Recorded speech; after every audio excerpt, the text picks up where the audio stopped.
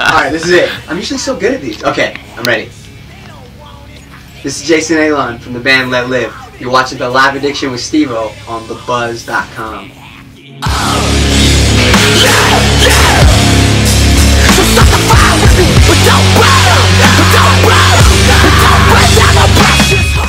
Alright, I'm here with Jason Butler, legendary frontman of the band Let Live.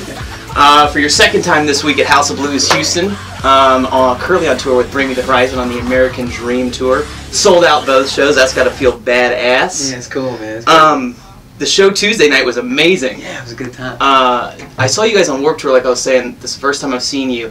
And I gotta admit, the Tuesday show was like a little bit tamer than when I saw you on Warped Tour. It certainly was, yeah. That show at Warped, I remember it very well. It was like everything that could have went wrong, I felt, was going wrong. Like, so we, like, both my, I don't even know if my mics were on in the beginning. Like, it was just like a really crazy. You were destroying all of them. Yeah, like, it was just a very, like, unfortunate series of events. And so it's just like kind of wild out. But on, the Tuesday, that show, yeah, it was. I've been like trying to focus a little bit more on like the potency of like what's being said and what's being played, and then letting that kind of guide what I'm doing on stage. Do you feel pressure to like live up to this, you know, legendary live performance that you guys have set for yourselves? I mean, I really feel like those things happen as they will, sort of like autonomously. They're gonna happen because of the music. It's the nature of the music we play and like the kind of band we are and the people we're playing it for. But I mean, honestly, man, like it's gonna evolve, it's gonna change, and I'm all about it. I love progressing, and you know, maybe one day it'll just be me at a mic stand, you know, just like standing there, like just really feeling it. Like I don't know what's next, but as of right now, it's a little more frenetic, it's a little more high energy. But yeah, man, I don't feel any pressure, because I just feel like if you're doing what you're doing and you're really doing it, you mean it. You know, if you're authentic, no one can really tell you otherwise, you know? Yeah. Well, I mean, I'm a photographer, and of all the people I've ever shot, you got to be one of my favorites. Up there with Dillinger's skate plan. Just those are the crazy, I mean, the movement, that's what looks cool in a photograph. Yeah. What drew me to you and your band was, I mean, it doesn't seem fake. It seems, you know, thanks, man. You say everything and sing everything with such conviction and passion. Thanks, man. It's real. Yeah, that's what I love. Thank you, dude. I appreciate that. Do you ever get scared of injuring yourself? Nah. No? Nah, I've never really thought like that. Even when I was younger, like I never really had that gauge. I don't really have that thing. I don't get, like, I don't feel trepidation. Yeah. I don't want to say like I'm like this like immortal being, because I'm not. Like I could very well get shot and die just like anyone else, you know. But or just walk outside and trip and bang my head and die like anyone else. But the trepidation is very minimal in my life, because I feel like when I was younger, I had things happen to me that prepared me for much more detrimental events in my life. So like, you know, being 30, 40 feet up on a balcony is not really too frightening for me. On Tuesday, you spoke of something that you kind of had a near-death experience about 9 years ago. So yeah. Would you care to share that? Yeah, when I was 19, that's when all this shit changed for me. That was like the first very, like, the most, I guess like one of the most transformative eras of my life.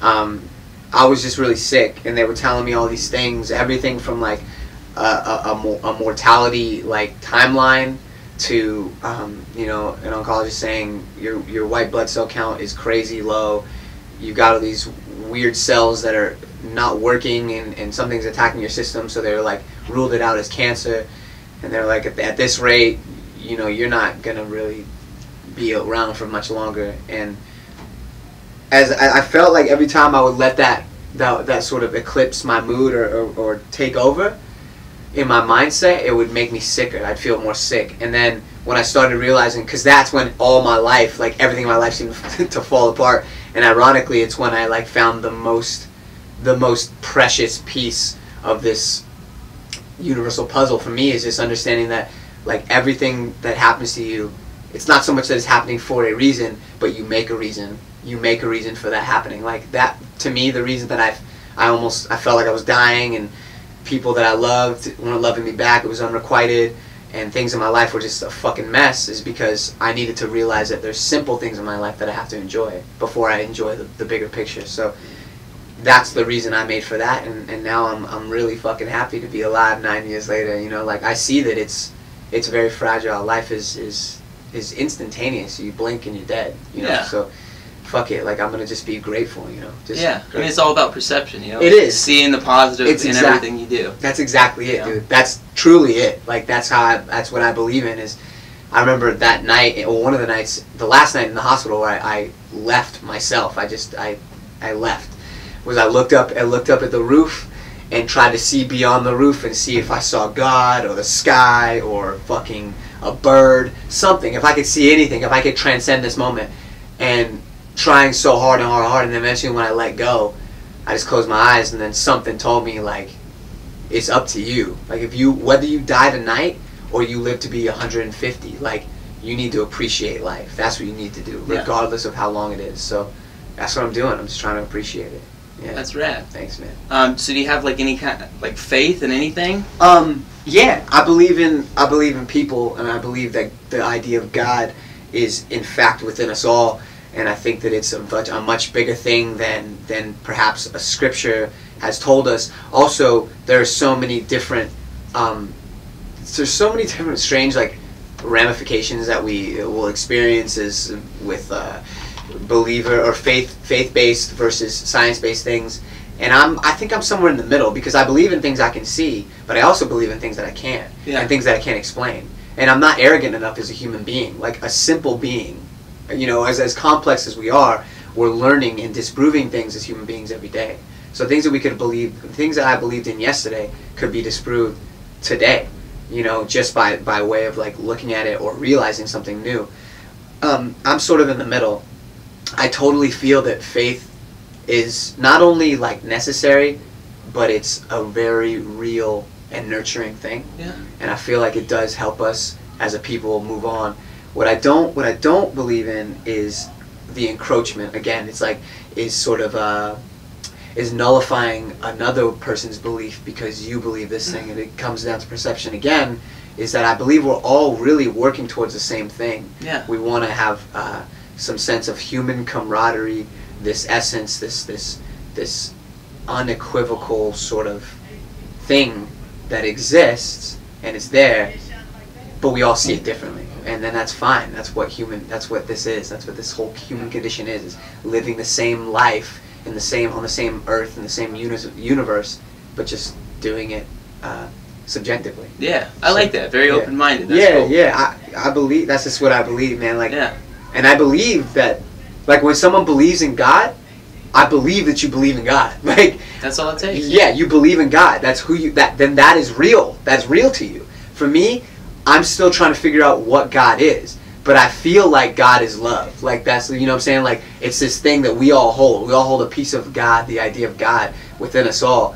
And I don't believe that any regime should tell us whether or not we should be killing someone in the name of our God.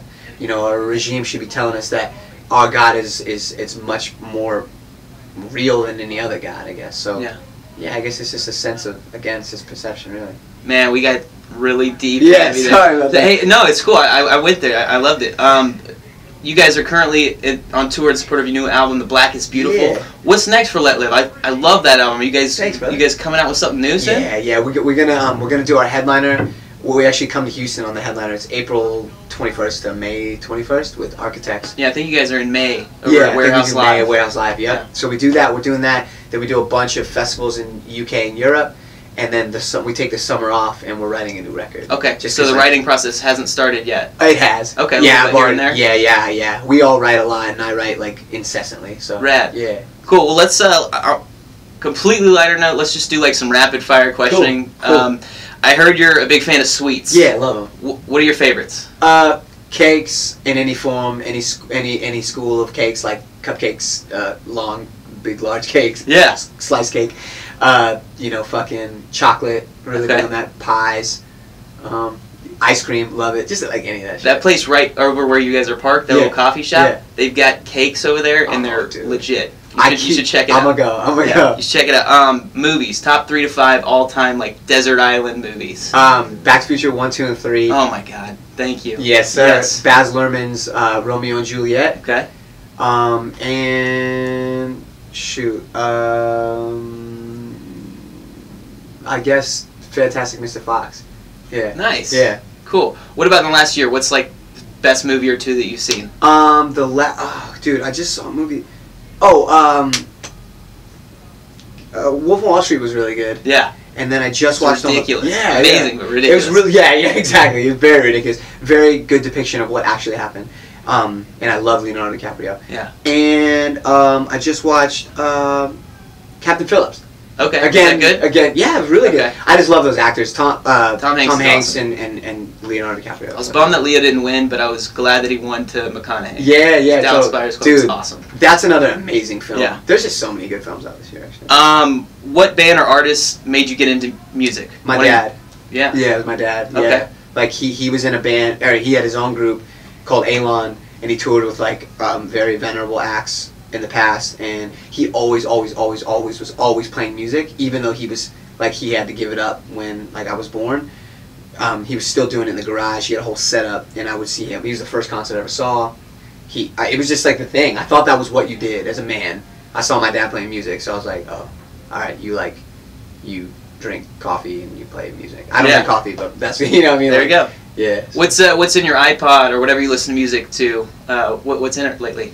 Lately, it's been I just went back to like a lot of older shit, like well, Daughter was like one of my favorite things. I've been listening to a lot of that. But the new Bring Me record is fucking killer. Sempiternal. It's amazing. It's unreal. Like, I've been switching between that and the Blackest Beautiful for the past like 3 months. Dude, they killed it with that record. So good. Yeah. And then like the new Schoolboy Q record. I love that shit. And Blood Orange and Jungle. I've been listening to a lot of that, like really groovy, cool shit. Dude, how could I forget? This dude, James Vincent McMorrow, like really cool acoustic shit. Yeah. Really, really amazing voice. And then my baby girl, Jen Wigmore, she's writing a new record, so I'm getting to hear all her demos and shit. Okay, is that who you're dating right now? Yeah, it's my lady. Oh, cool. Yeah, so. I caught her on Warped Tour last summer as well. Oh yeah, she's the shit. So like her shit, all of her new stuff is fucking ill. So that's what I've been listening to. Yeah, very cool. What do you have to have on tour with you? Like one like odd item besides like basic necessities? That's a good question. I used to always carry a Sharpie with me because I used to do graffiti. Okay. So like I would always like draw and stuff. Sharpie. I still have those, like gang of Sharpies. Even though I don't do much graffiti anymore, I still have so many Sharpies in my bag. So there we go. Sharpies in a book. Yeah. Okay. I'm really passionate about tattoos. This is the last question I'll ask you. Yeah. Can you tell me about like one of your favorites or like funniest memories behind the tattoo? Yeah, totally. My favorite tattoo, probably just like the one on my chest. I got it right after I got out of the hospital, and I sat for like a total of 11 hours and did 7.5 hour sitting and then a 4 hour sitting. Just because I was like so like about the tattoo, and it's just really my testament to that time of my life and feeling better. Funniest tattoo I'd say is just like we got tattoos. We were all getting tattoos in this hotel in Hamburg, Germany. My really good friend is now a tattoo artist in Hamburg, and he was tattooing us in this hotel room. It was really small and fucked up. We were all getting stupid tattoos, and then I decided that I wanted to get a tattoo like somewhere that I heard that it hurts really bad. So I was all, yeah, fucking like I want to do that because I wanted to see what it felt like. So we all got like tattoos, and like I got my tattoo in this weird ass place, and then where'd you get it? Somewhere below the belt, I'm guessing. Yeah. Okay. All right, we'll leave it at that. Yeah. So and then I don't want to see it, dude. Yeah. No.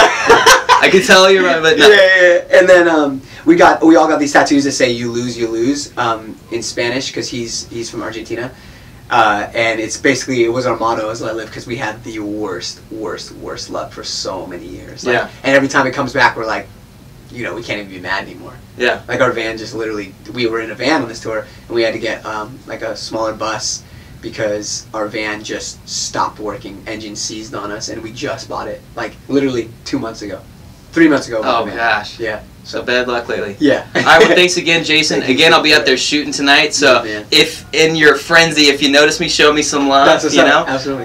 If you haven't picked it up, The Blackest Beautiful by Let Live. It's amazing. Easily one of my favorite albums right now. Been jamming the crap out of it. Thanks, so thanks again, man. You're the man, dude. Cool. Thanks. We're here to fulfill every one of your dreams. A small nominal fee, it only costs you your